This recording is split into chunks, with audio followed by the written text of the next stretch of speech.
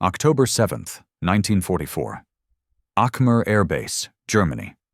Major Walter Nowotny stood beside an aircraft that looked like it had been designed by someone who didn't understand that airplanes required propellers.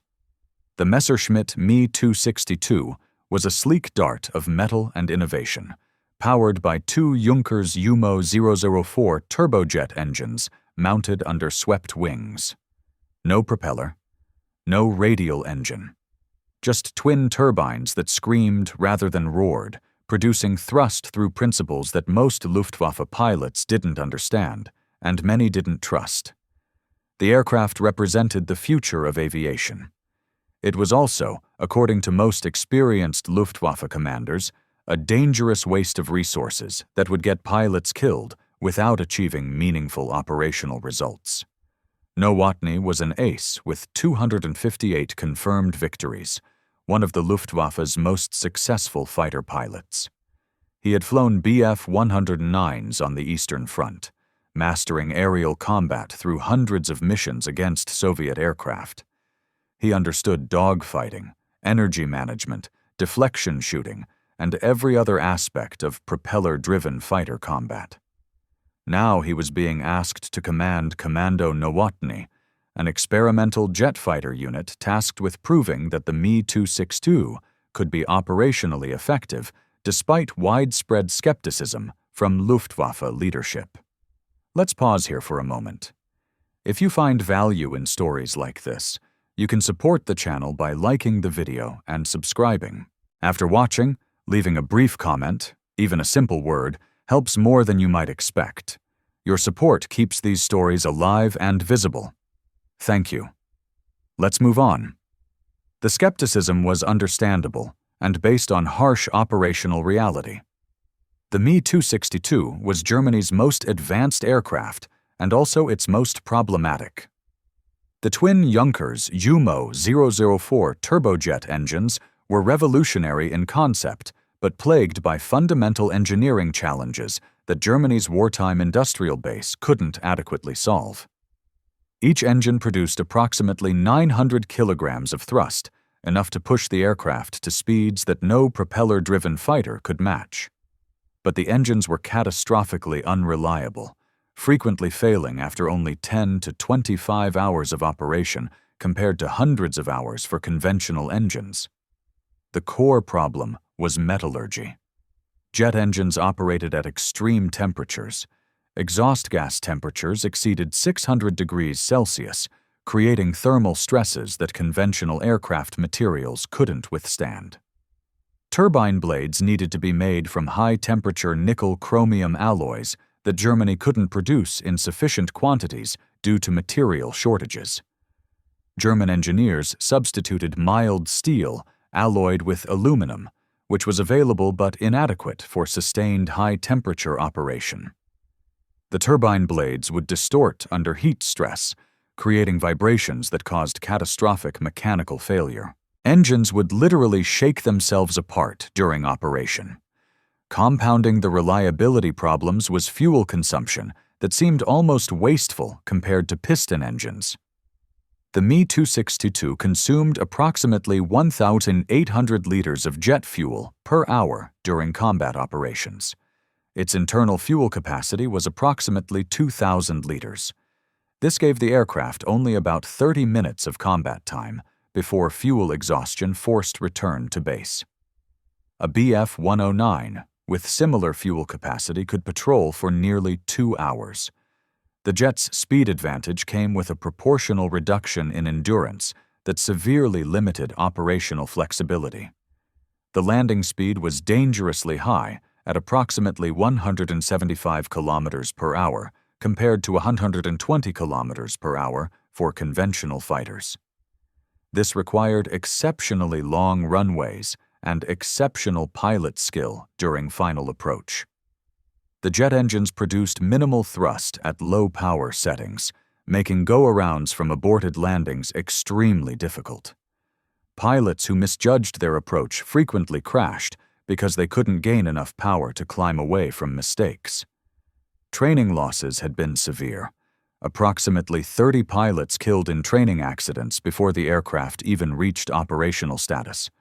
For comparison, BF-109 training typically cost 2 to 3 pilot fatalities per 100 trained. The Me-262 was killing pilots at 10 times that rate. But the performance was extraordinary in ways that justified continued development despite the problems. The Me-262 could reach 870 kilometers per hour in level flight at 6,000 meters altitude. The fastest Allied fighter, the P-51 Mustang, maxed out at approximately 700 kilometers per hour. That 170 kilometer per hour speed advantage was decisive in combat. At 870 kilometers per hour, the Me-262 could intercept bomber formations, conduct attack runs, and escape before escort fighters could respond. Allied pilots described watching Me-262s flash through bomber formations, like they were standing still.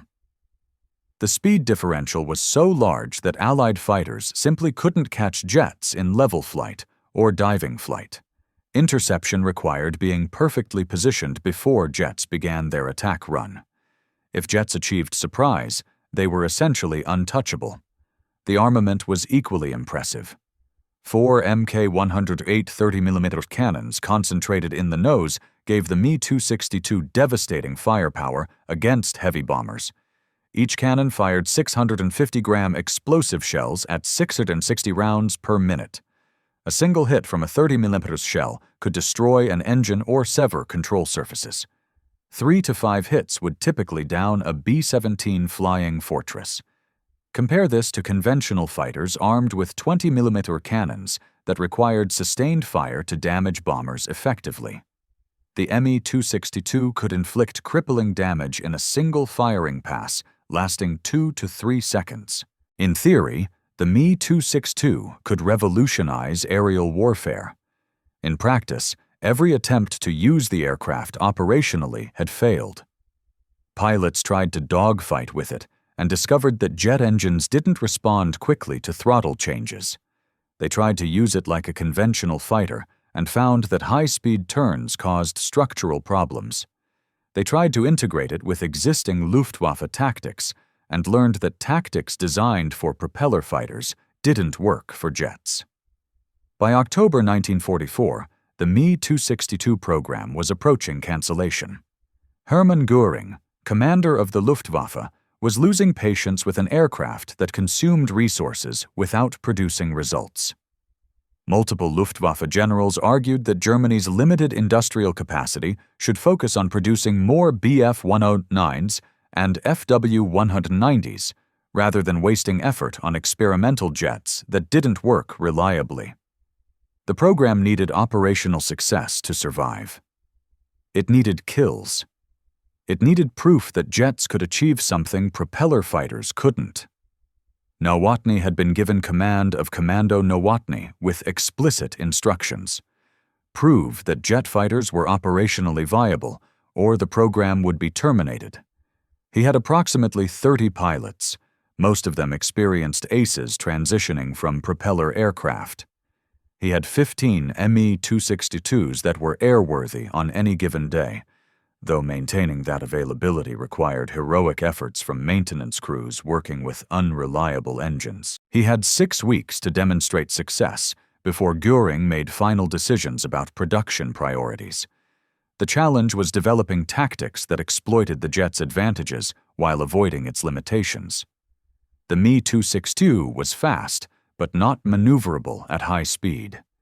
It could outrun anything but couldn't outturn anything. It had heavy armament, 4 30mm cannons, but those cannons required close range for accurate fire. It could reach bomber formations quickly, but had limited fuel for prolonged combat. Every tactical approach that worked for propeller fighters failed for jets. The aircraft required completely different tactics based on completely different principles. Nowotny gathered his pilots for a briefing on October 8th at Akmer Air Base. The briefing room was a converted barracks, cold and dimly lit, smelling of aviation fuel and cigarette smoke. 15 pilots attended, all of them aces with combat experience, all of them skeptical about an aircraft that had killed more of its own pilots than enemy aircraft. Nowotny stood at the front of the room, next to a blackboard covered with tactical diagrams that would have been familiar to any fighter pilot. Pursuit curves, deflection angles, energy management illustrations, standard fighter tactics. Nowotny began with brutal honesty. Gentlemen, I will not waste your time pretending the Me-262 is a successful program. It is not. Engine reliability is poor. Training accidents have been excessive. Operational results have been negligible. Luftwaffe leadership is considering canceling the program entirely.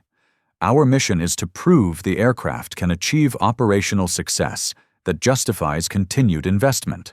If we fail, the program ends. Your input on how to succeed is welcome. One pilot, Hauptmann Franz Schall, raised his hand. Schall was an ace with 133 victories, experienced in both Eastern and Western Front combat. His question was direct. Major, the fundamental problem is that we're trying to use jet tactics that don't exist. We fly jets like we fly Bf-109s. We engage in turning combat. We try to maintain energy advantage through vertical maneuvers. These approaches don't work because jets don't respond like propeller aircraft. The engine spool-up time is too slow. High-speed turns cause excessive G-forces. We need completely different tactics, but no one has defined what those tactics should be. Nowotny nodded. You're correct. Standard fighter tactics don't work for jets. What tactics do you propose? Schall walked to the blackboard and drew a simple diagram. We should avoid all turning combat. We should avoid prolonged engagement with escort fighters. Our tactic should be high-speed approach, single-firing pass on bombers, immediate disengagement using speed advantage. We don't dogfight. We don't pursue. We attack once and escape. The jet's advantage is speed. We use only that advantage and avoid situations where our disadvantages matter. Another pilot objected. That's not fighter tactics. That's hit-and-run raiding. Fighter pilots engage and destroy enemies through superior combat skills, not by attacking once and running away. What you're describing is cowardice. The room erupted in argument. Some pilots agreed with Schall's approach. Others considered it dishonorable and contrary to fighter-pilot ethos. The debate revealed fundamental disagreement about whether jet tactics required abandoning traditional fighter values. For experienced aces who had built reputations through dogfighting prowess, the idea of refusing combat felt wrong, regardless of tactical logic. Nowotny let the argument continue for several minutes before intervening. Gentlemen, I understand the objection. Hit-and-run tactics feel wrong to fighter pilots trained to engage and destroy. But Hauptmann Schall is correct about the aircraft's characteristics. The Me-262 cannot dogfight successfully against Allied fighters. It can attack bombers faster than those fighters can intervene. The question isn't whether hit-and-run tactics match our self-image as fighter pilots. The question is whether these tactics can destroy bombers and keep our pilots alive. If they can, we use them. Personal preferences are secondary to operational results. He paused, then added something that would become important. I will personally fly the first operational mission using these tactics. If they work, we adopt them. If they fail, we'll try something else. But we will try new approaches rather than repeating failed tactics. This program survives through innovation, not through tradition. Over the next 2 weeks, Commando Nowotny developed specific procedures for high-speed bomber interception. The tactics were ruthlessly simple. Jet fighters would climb to altitude above Allied bomber formations using their superior rate of climb. They would position themselves ahead of the bomber stream, using information from ground radar. They would execute diving attacks from high altitude, building speed to 850 kilometers per hour or more. At that speed, they would close on bombers faster than escort fighters could intercept. They would fire their 30mm cannons from approximately 400 meters range, targeting engines and fuselages. After one firing pass, regardless of whether they achieved kills, they would continue their dive, using speed to escape before Allied fighters could engage. They would not turn to engage escorts. They would not pursue damaged bombers. They would attack once and disengage immediately. This approach violated every instinct that experienced fighter pilots had developed. Fighter pilots were trained to press attacks, to finish wounded enemies, to accept combat when challenged. The new tactics required ignoring all these instincts. Fire once and run, even if the enemy was still there, even if you hadn't confirmed a kill, even if Allied fighters were calling you a coward over the radio. The psychological difficulty was as challenging as the technical difficulty. Training missions practiced the specific procedures. Pilots flew practice intercepts against simulated bomber formations, focusing on approach geometry, speed management, and firing discipline. The critical skill was firing effectively during very brief target exposure windows. At closing speeds exceeding 800 kilometers per hour, pilots had approximately 2 seconds to identify a target, aim, fire, and disengage. This required completely different shooting techniques than dogfighting, where pilots could track targets for extended periods. Jet intercept shooting was more like shooting at a fleeting opportunity than engaging in aerial combat. The first operational mission using the new tactics was scheduled for November 3, 1944. Nowotny would personally lead a 2-plane element attacking an American bomber formation targeting oil refineries near Merseburg. Allied escorts would be present, P-51 Mustangs and P-47 Thunderbolts providing close escort and area patrols. The mission would test whether Me-262s could successfully attack heavily defended bomber formations using hit-and-run tactics. Weather on November 3, 1944 was marginal but acceptable for operations. Broken clouds at 4,000 meters, visibility approximately 15 kilometers, temperature at altitude minus 20 degrees Celsius. Nowotny and his wingman, Oberleutnant Franz Schall, pre-flighted their Me-262s with the careful attention that jet engines demanded. Each engine required individual startup procedure. Ground crews attached external power units to spin the turbines for initial start.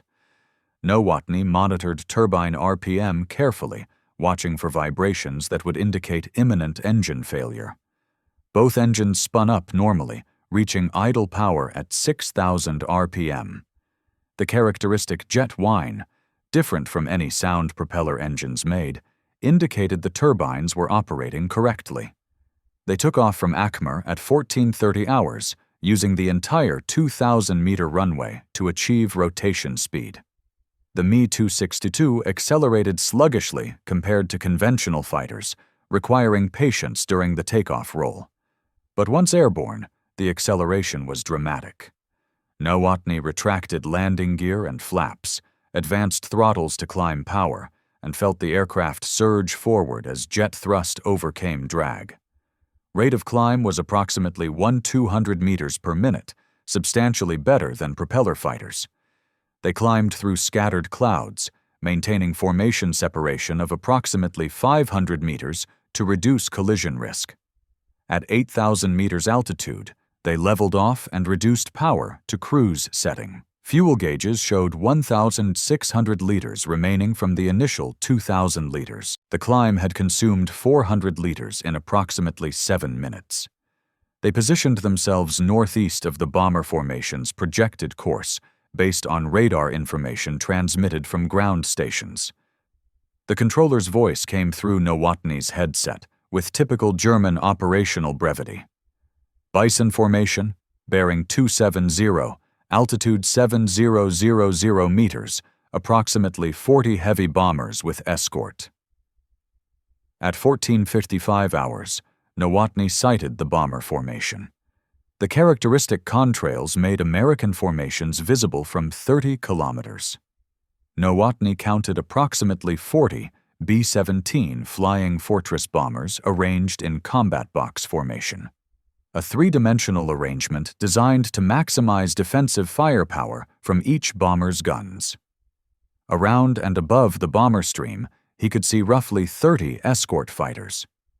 The P-51 Mustangs were identifiable by their distinctive silhouettes. Some were flying close escort within 500 meters of bombers. Others were positioned in high cover at 9,000 meters, ready to dive on any attackers. Nowotny followed the planned procedure that he and Shaw had refined over 2 weeks of training. He positioned his Me-262 approximately 3,000 meters ahead of the bomber formation and 1,000 meters above their altitude. This geometry was critical. By attacking from ahead and above, he would close on the bombers with the sun behind him, making visual detection difficult. The altitude advantage would allow him to build speed during the dive while maintaining enough altitude to escape at the bottom. The forward positioning meant bombers would fly into his guns rather than requiring a stern chase that would expose him to tail gunners for prolonged periods. He rolled inverted smoothly, pulling the stick back to transition into a steep diving attack. The aircraft responded with the precise control feel that characterized swept-wing designs.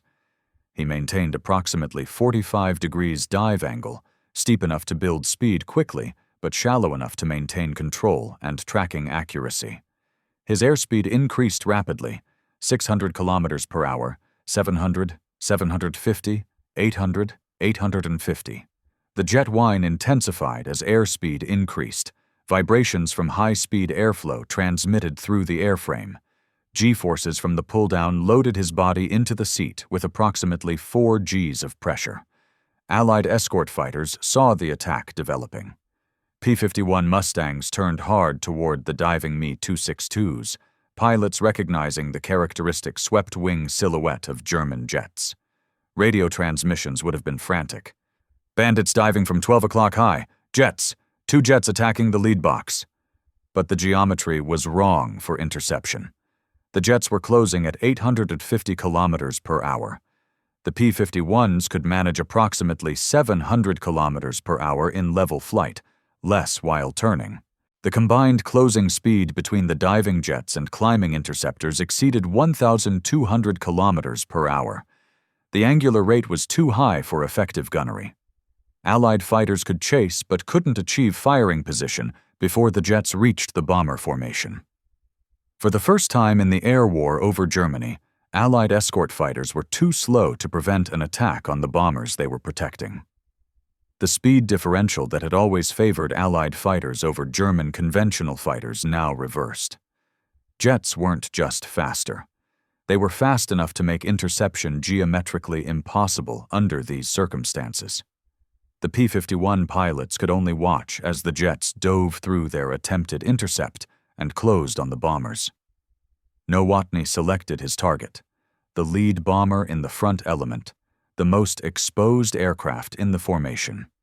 He could see the B-17 clearly through his Revi gun sight, the 4-engine bomber growing rapidly larger as closing speed approached 1,000 kilometers per hour relative.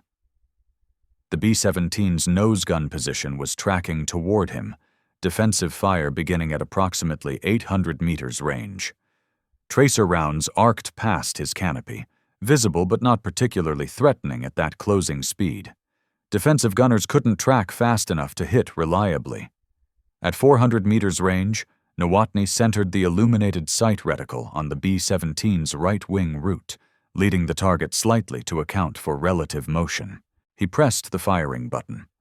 All 4 Mk108 30mm cannons erupted simultaneously with a hammering vibration that shook the entire airframe. The cannons fired at 650 rounds per minute combined rate, or approximately 11 rounds per second.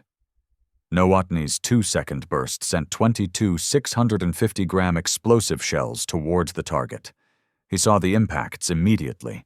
The 30mm shells were large enough to be visible in flight, appearing as brief streaks.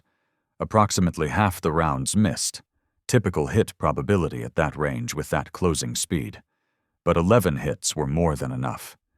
The explosive shells detonated against the B-17's right wing and fuselage with bright flashes visible even in daylight. The bomber's No. 3 engine exploded spectacularly as a shell penetrated the engine cowling and detonated among fuel lines and ignition system. The propeller separated from the engine, tumbling away in pieces. The wing structure was holed in multiple places, fuel streaming from ruptured tanks. The B-17 rolled violently to the right as asymmetric thrust and damaged flight controls made the aircraft uncontrollable. Nowotny didn't stay to observe the kill. Continuing his dive according to procedure, he maintained back pressure on the stick, trading altitude for even more speed. His airspeed hit 900 kilometers per hour at 5,000 meters altitude. The aircraft was approaching its structural limits. Wings were designed for maximum speed of 950 kilometers per hour, beyond which flutter could cause catastrophic failure. But 900 was safe, and it was fast enough that no Allied fighter could possibly catch him. He leveled off at 3,000 meters, 20 kilometers from the bomber formation, completely clear of any threats. The entire attack had lasted approximately 15 seconds from rolling inverted into the dive to leveling off after escape. His fuel gauges showed 900 liters remaining, enough for return to base with reasonable reserves. He looked back at the bomber formation and saw the B-17 he had attacked falling out of formation with trailing smoke. Other bombers were closing ranks, maintaining their defensive formation despite losing one aircraft. Schall's attack ran parallel to Nowotny's, targeting a bomber in the second element. He achieved similar results: heavy damage from a 2-second firing pass, immediate disengagement, successful escape. 2 attacks, 2 bomber losses, 0 friendly losses, 0 combat with escort fighters despite 30 Allied fighters in the area. The tactics worked exactly as designed. His target struggled back to Allied lines but was written off as unrepairable after landing. 2 attacks, 2 bomber losses, 0 friendly losses, 0 combat with escort fighters. The tactics worked. Nowotny's radio transmission after clearing the engagement area became famous within Commando Nowotny. "This is the future. You laughed. I proved it." The message was directed at the pilots who had argued that hit-and-run tactics were cowardly. It was also directed at Luftwaffe commanders who had dismissed jets as operationally useless. The first successful jet intercept of a bomber formation had demonstrated that jets could achieve what propeller fighters increasingly couldn't: successfully attack heavily defended American bomber formations. Over the next 2 weeks, Commando Nowotny flew 15 more intercept missions using the same tactics. The results were consistent. Mi-262s attacked bomber formations at speeds that prevented effective escort interference. Bombers were damaged or destroyed. Jets disengaged before sustaining combat damage. The operational success rate was approximately 70%, meaning that 70% of intercept attempts resulted in successful attacks without jet losses. This was dramatically better than the success rate for conventional fighters attacking the same bomber formations, which by late 1944 was achieving only 20 to 30% success with high fighter losses. But the success came with significant limitations. The Mi-262's unreliability meant that only 40 to 50% of aircraft were mission-capable on any given day. Engine failures caused more aircraft losses than combat did. Pilots required extensive training to safely operate the jets, training that took months when Germany didn't have months. Fuel consumption limited missions to 1 combat sortie per day per aircraft. Most critically, the total number of Mi-262s available was too small to affect the strategic air war. Commando Nowotny could demonstrate tactical success. They couldn't change the fundamental reality that Germany was losing the air war through attrition. On November 8, 1944, 5 days after his first jet kill, Nowotny flew what would be his final mission. The mission followed the standard intercept profile that had proven successful: climb to altitude, position ahead of bomber formation, dive attack at high speed, single firing pass, immediate disengage. Intelligence reports indicated a large American bomber formation targeting synthetic fuel plants near Mersburg. Nowotny would lead a 4-plane element, himself plus 3 experienced pilots from his unit. The mission proceeded normally through the intercept phase. Nowotny's element climbed to 8,000 meters and positioned for diving attack. They identified a formation of approximately 50 B-17 bombers with heavy P-51 escort. The geometry favored the attackers. Nowotny rolled into his dive attack, accelerating to 850 kilometers per hour, closing on the bomber formation with the characteristic speed advantage that made jets so effective. His firing pass was textbook perfect. He targeted a B-17 in the lead element, fired a 3-second burst at 400 meters range, observed strikes on the target, and continued his dive to escape speed. The B-17 fell out of formation with its number 2 and 3 engines destroyed. This was Nowotny's 6th confirmed jet kill, adding to his total of 258 victories accumulated over 3 years of combat. He was, at that moment, the most successful jet pilot in the world and one of Germany's most celebrated aces. He followed standard procedure for the escape phase, diving to build speed, then leveling off at 3,000 meters, approximately 20 kilometers from the bomber formation. But instead of immediately returning to base, he climbed back to 6,000 meters to observe whether the damaged B-17 would crash or attempt to return to Allied lines.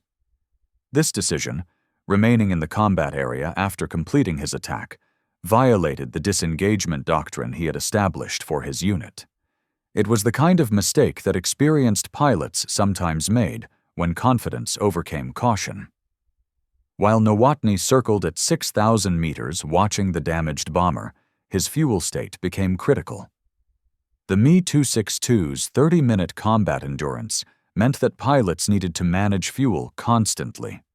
Nowotny had approximately 10 minutes of fuel remaining, enough for return to Akmer if he departed immediately. Instead, he remained in the area for an additional 5 minutes, reducing his fuel reserves to the minimum required for landing with no margin for error. When he finally turned toward Akmer, his fuel gauges showed approximately 200 liters remaining. This was adequate for reaching the airfield, but left no reserves for maneuvering or missed approaches. He contacted Akmer Tower and requested immediate landing clearance. The tower controller's response included a warning that Allied fighters had been observed near the airfield, possibly loitering to attack German aircraft during vulnerable landing approaches. Standard procedure would be to divert to an alternate airfield or remain at altitude until Allied fighters departed. But Nowotny's fuel state didn't allow either option. He needed to land at Akmer immediately or risk fuel exhaustion. He approached the airfield from the east at 3,000 meters altitude, reducing speed to 400 kilometers per hour for descent. This was the Me-262's most vulnerable phase of flight. The aircraft was slow, couldn't maneuver effectively, and was predictable because it had to fly toward a known landing point. Allied fighter pilots had learned that attacking jets near their bases was far more effective than trying to catch them in high-speed combat. 4 P-51 Mustangs from the 352nd Fighter Group had been patrolling near Akmer, specifically waiting for jets to attempt landing. They saw Nowotny's Me-262 beginning its landing approach and positioned for attack. The tactical situation was completely reversed from the earlier bomber intercept.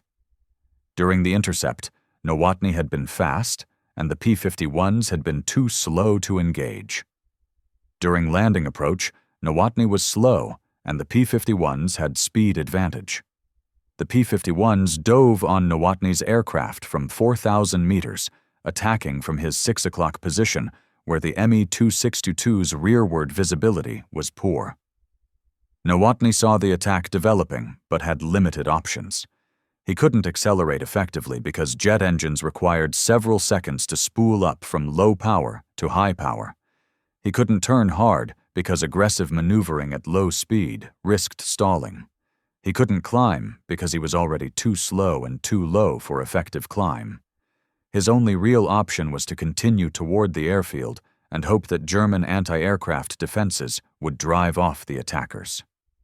The lead P-51 opened fire at 300 meters range. Tracers from 6 50 caliber machine guns converged on the Me-262. Nowotny felt impacts as rounds hit his aircraft's fuselage and right engine. The right engine immediately began losing power, turbine damaged by gunfire. He tried to maintain control with asymmetric thrust, but the Me-262 was notoriously difficult to fly on one engine at low speed.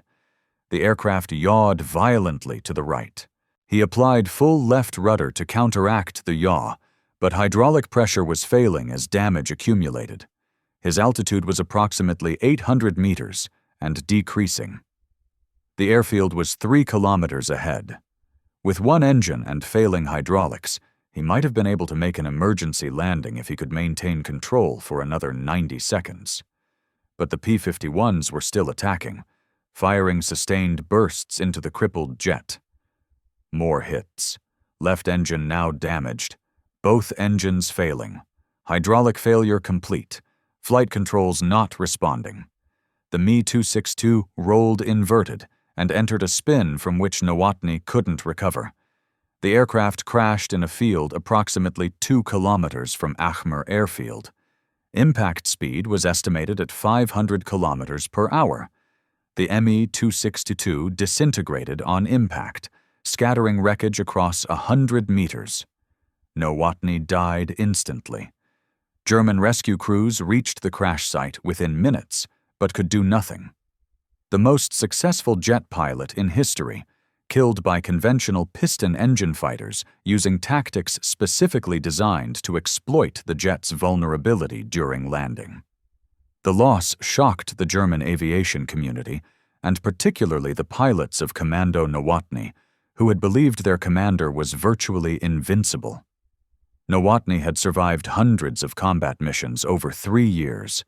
He had been shot down multiple times in conventional aircraft and always managed to bail out or crash land successfully. But the Me-262 offered no such forgiveness. At low speed with damaged engines, the aircraft was uncontrollable. Nowotny's 6 jet kills had proven that jets could revolutionize air combat. His death proved that revolutionary technology still had fatal vulnerabilities. Nowotny's death revealed that even revolutionary technology had vulnerabilities that smart opponents could exploit. The Me-262 was nearly invulnerable in high-speed attacks, but it was extremely vulnerable during takeoff and landing when it flew slowly. Allied fighter pilots quickly learned to patrol near known Me-262 bases, attacking jets when they were most vulnerable. The tactical solution was to provide conventional fighter escort for jets during takeoff and landing, but Germany increasingly lacked resources for such escort. The jet's invulnerability in combat was offset by vulnerability on the ground and during transitions. Command of Commando Nowotny passed to other officers who continued developing jet tactics throughout the remaining months of the war. The basic approach Nowotny had validated, high-speed intercept with single-pass attacks, became standard procedure for all Me-262 operations. Approximately 200 Ondars Me-262s saw combat before Germany's surrender in May 1945. They achieved approximately 542 confirmed kills against Allied aircraft, primarily bombers, but also some fighters caught during disadvantageous situations.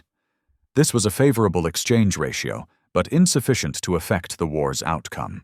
Germany needed thousands of jets to challenge Allied air superiority. Germany produced hundreds. The gap between what was needed and what was available was insurmountable. After the war, Allied intelligence teams extensively studied the Me-262 program. American and British aviation engineers examined captured aircraft, interviewed surviving pilots, and analyzed combat records. The technical reports acknowledged that the Me-262 represented a significant aviation milestone. The jet was faster than any Allied fighter by a substantial margin. The tactics developed by Nowotny and his pilots were effective against bomber formations. But the reports also noted that jet technology in 1944-1945 was insufficiently mature for large-scale deployment. Reliability problems, maintenance requirements, and fuel consumption made jets operationally challenging even when they worked as designed. The broader lesson that Allied analysts drew from the Me-262 experience was that technological advantage alone doesn't determine operational success. The Me-262 was technologically superior to Allied fighters, but Germany couldn't produce enough of them, couldn't keep them operational reliably, couldn't train enough pilots to fly them, and couldn't protect them from conventional attacks on the ground. Technological innovation is necessary, but insufficient. Operational success requires integrating new technology into sustainable systems that include production, logistics, training, and doctrine. Nowotny's contribution was demonstrating that jet tactics could work if they were designed around the jet's actual capabilities rather than traditional fighter doctrine. He showed that speed could substitute for maneuverability if tactics exploited speed correctly. He proved that refusing combat wasn't cowardice when refusing combat was the tactically correct decision. And he paid for these innovations with his life when he encountered the jet's vulnerability that tactics couldn't overcome. In 1952, the United States Air Force published a classified study on jet fighter tactics that extensively referenced Nowotny's work with the Me-262. The study noted that early American jet operations had repeated many of the same mistakes that German pilots had made, trying to dogfight with jets, engaging in prolonged combat, treating jets like fast propeller fighters. The study recommended that American jet pilots study German innovations in high-speed intercept tactics, single-pass attacks, and energy management in jet combat. Nowotny's tactical concepts, developed during 6 weeks of desperate innovation in 1944, became foundation for American jet tactics during the Korean War. The irony was that American pilots learned jet combat from an enemy they had defeated. German tactical innovations survived the war and influenced the victors' approach to jet operations. The specific details changed. American jets were more reliable, American pilots had better training, American logistics could sustain jet operations that German logistics couldn't. But the fundamental tactical concepts originated with Nowotny's experimental unit fighting a losing war with unreliable aircraft and insufficient resources. In 1972, the Luftwaffe, the reformed West German Air Force, named its jet training center Commando Nowotny in honor of the major who had pioneered jet fighter tactics. The memorial included a museum displaying an Me-262 and documenting the original unit's history. Among the exhibits was the transcript of Nowotny's November 3rd radio transmission. "This is the future. You laughed. I proved it." That statement captured something important about military innovation. New technologies initially face skepticism from people trained on old technologies. The skepticism is rational. Most innovations fail. Most new technologies don't work as promised. Most proposed changes make things worse rather than better. But some innovations actually do represent fundamental improvements. Distinguishing between failed experiments and genuine breakthroughs is difficult while innovation is happening. It becomes clear only after someone proves the innovation works through operational success. Nowotny proved that jets could work, but only if flown with tactics designed specifically for jets rather than adapted from propeller aircraft. That seems obvious in hindsight. It wasn't obvious in 1944, when experienced aces were insisting that refusing to dogfight was cowardly. It wasn't obvious when Luftwaffe commanders were arguing that jets were waste of resources. It wasn't obvious when every instinct developed through hundreds of missions in propeller fighters suggested that hit-and-run tactics were wrong. The difficulty of innovation isn't just technical, it's psychological and cultural. Technologies that require new tactics also require discarding old habits, abandoning proven approaches, and accepting that previous expertise becomes partially obsolete. Experienced pilots who had mastered dogfighting had to learn that their mastery was irrelevant in jets. That was professionally difficult and personally threatening. Some pilots adapted, others couldn't or wouldn't. The difference determined who succeeded in jets and who remained attached to obsolete aircraft. Modern air forces still face this challenge every time new aircraft are introduced. Each generation of fighters has different capabilities, requiring different tactics. Pilots trained on previous generations must unlearn some skills while learning new ones. Organizations must distinguish between timeless principles that remain valuable and specific techniques that become obsolete. Innovation succeeds when organizations can make this distinction quickly and accurately. Innovation fails when organizations treat new technologies as faster versions of old technologies rather than fundamentally different systems requiring fundamentally different approaches. Nowotny's legacy isn't just that he achieved the first jet kills against bombers.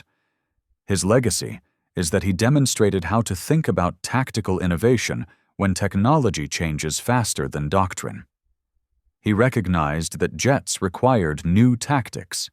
He accepted that traditional fighter values might need to be reconsidered. He was willing to be called a coward by people who didn't understand that tactical wisdom changes when capabilities change. And he was right. The major they laughed at for suggesting that fighter pilots should refuse to engage in honorable combat proved that refusing combat could be more effective than accepting it.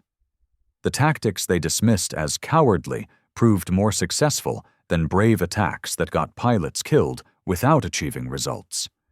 The future he claimed to represent actually was the future, though it came too late for Germany and cost Nowotny his life before he could see it fully realized.